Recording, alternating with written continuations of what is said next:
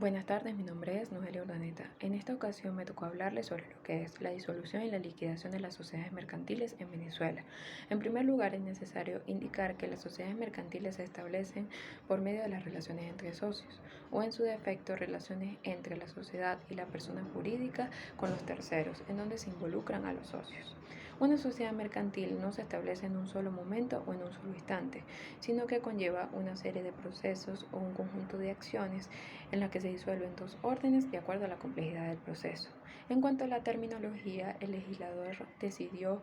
darle a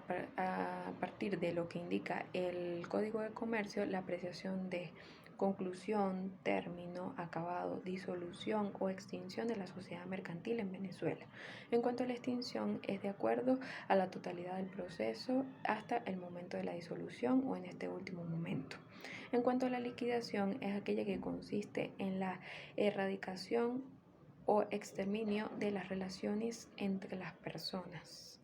involucradas, en este caso los socios, y el reparto del patrimonio social, empezando por el pasivo. En cuanto a la personalidad jurídica, es aquella que se da en base a las necesidades y hasta el fin de la sociedad mercantil. Eso lo establece el artículo 1681 del Código de Comercio.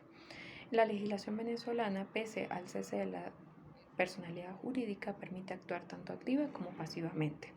En cuanto a la liquidación, es aquella que se consolida en el primer momento en que se entrega la cuota de liquidación a cada uno de los socios y los acreedores mientras que estén de acuerdo.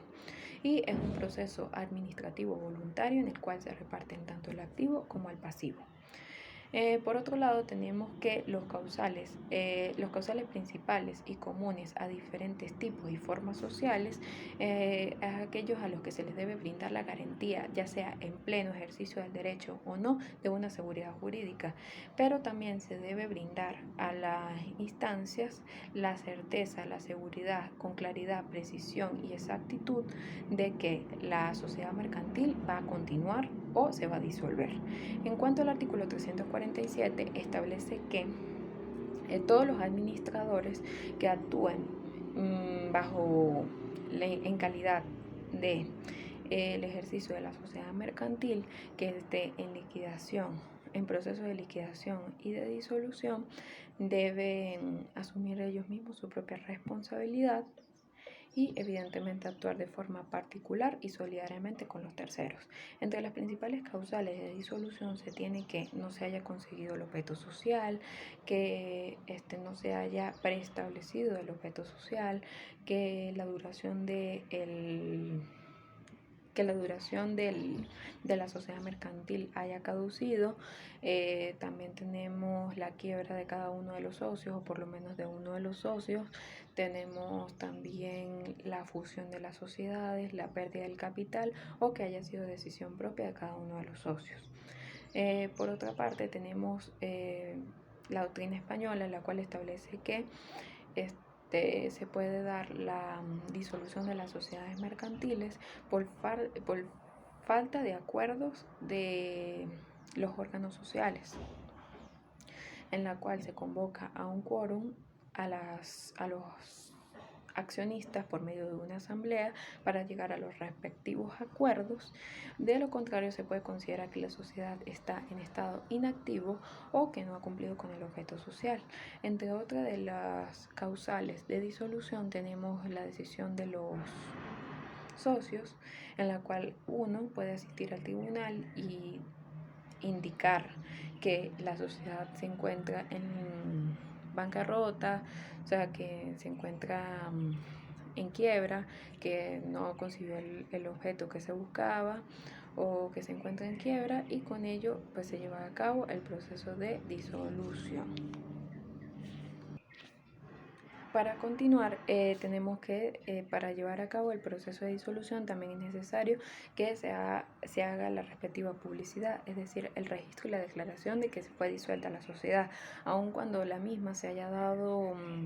porque ya su tiempo de disolución expiró, ya que cada uno de los integrantes de la sociedad mercantil tienen que tener bajo su consentimiento, bajo su conocimiento, el motivo por el cual fue disuelta o por el motivo por el cual expiró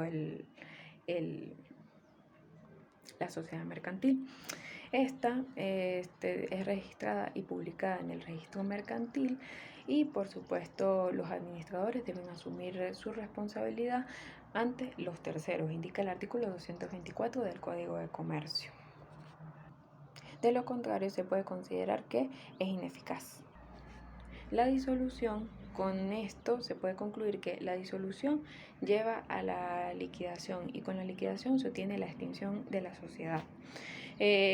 Cesa con la separación de cada uno de los socios y también con la repartición de tanto del activo como del pasivo, como se explicó con anterioridad. La sociedad mercantil es aquella que pues cambia su estructura, su funcionamiento, su orden general, el objetivo social, ya no existen relaciones entre los socios, es decir, entre los terceros y los socios. Y la misma es aquella que se puede llevar al proceso de reactivación según lo que establece el Código de Comercio. Sin embargo, pues según una sentencia que nos publica la Junta Suprema de Justicia, se dice que se empezaría a llamar como una sociedad irregular, según un caso que ya se suscitó con anterioridad. Y pues en el proceso de validez de la prórroga del documento constitutivo de la sociedad mercantil, pues se declaraba en ese momento como una sociedad que carecía de capacidad procesal activa. Sin embargo, si se da el proceso de reactivación, pues no se estaría de acuerdo, ya que toda sociedad mercantil tiene que poseer una capacidad procesal activa, ya que la misma pues no debe considerarse irregular ni tampoco ilegalmente constituida. En cuanto al contrato social, es aquel que se establece de acuerdo a los haberes sociales y por supuesto haberse emitido los respectivos procedimientos, si no se tendrá que acudir a las normas supletorias establecidas del artículo 348 al artículo 351 del Código de Comercio. En cuanto a las compañías en nombre colectivo o comanditas, según el artículo 348, segundo parágrafo, se establece que los administradores pueden tomar el nombre de liquidadores, siempre que se convoque a una asamblea de accionistas donde deben los posibles ausentes mandar a unos apoderados para llegar a los respectivos acuerdos. Si por medio de votos, evidentemente, si no se logra llegar a un respectivo acuerdo, es cuando el juez de instancia de comercio interviene y toma las respectivas decisiones de acuerdo a la mayoría de los votos. En cuanto a las sociedades o autónomas, según el tercer parágrafo del artículo 348, se establece que los liquidadores puedan ser establecidos por parte de los socios y puedan ser los administradores, estableciendo ellos mismos las facultades que deben cumplir. Y si se omite este caso, se debe tomar en consideración lo establecido en el artículo 349 del Código Civil, en la cual se limitan los actos, pero se rigen por la orden de mandato. Hay que recordar que los liquidadores pueden tomar en consideración que pueden actuar en nombre de la sociedad en calidad de demandantes o demandados. Según el artículo 350 del Código de Comercio, se establece que las atribuciones de todos los liquidadores son tomar en cuenta los inventarios, los libros, los créditos, los préstamos, las deudas, los compromisos de pago que se tienen de la sociedad mercantil, además que deben asumir todo lo relacionado a la sociedad, haciendo que cada uno de los terceros, los acreedores y ellos mismos rindan cuenta de cada una de sus gestiones. En cuanto a la reactivación de la sociedad mercantil, es aquella que ha sufrido diferentes polémicas, sobre todo por parte de la doctrina francesa, por la cuota de liquidación que ésta origina y también por la unanimidad de acuerdos que ésta debe conllevar. Sin embargo, si se quiere llevar el proceso de reactivación, es necesario que se reestructure el proceso y el objeto social de la sociedad mercantil,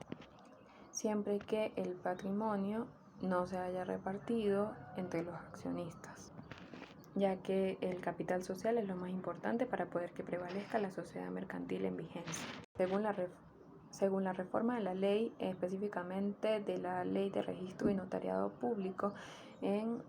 el año 2001 establece que en su artículo 54 y en su artículo 56, en el año 2006 específicamente, que el registrador mercantil inscriba la decisión de la Asamblea de Accionistas de poder continuar con la vigencia de la sociedad mercantil. Tomando en consideración también que el artículo 217 del Código de Comercio permite a los accionistas, por medio de varios ordinales, llevar a cabo la separación de cada uno de los socios, es decir, que cada uno tome su camino independientemente, libre de el compromiso de la sociedad mercantil anteriormente establecida. Según el artículo 341 del Código de Comercio, se establece que una vez que ha concluido el documento constitutivo, es decir, ha expirado de la sociedad mercantil, inmediatamente tiene que declararse si se va a reactivar o no. De lo contrario, se considerará expirada y evidentemente no se someterá a ningún tipo de discusiones. Se reparten cada uno de los activos y pasivos de una forma particular, no es necesario que estén de acuerdo la mayoría de los accionistas y por supuesto la idea de la reactivación es que se preserve el principio de empresarialidad, que no caduzca en ningún momento. Siendo así que también se establezca un contrato social por parte de los socios de la sociedad mercantil para que cada uno asuma su responsabilidad, asuma sus retos, cumpla con las obligaciones de que conlleven los procesos dentro de la sociedad y evidentemente siendo responsables cada uno de ellos de los procesos que conlleva la sociedad mercantil, den la cara ante los terceros y se preserve el principio empresarial. Muchas gracias.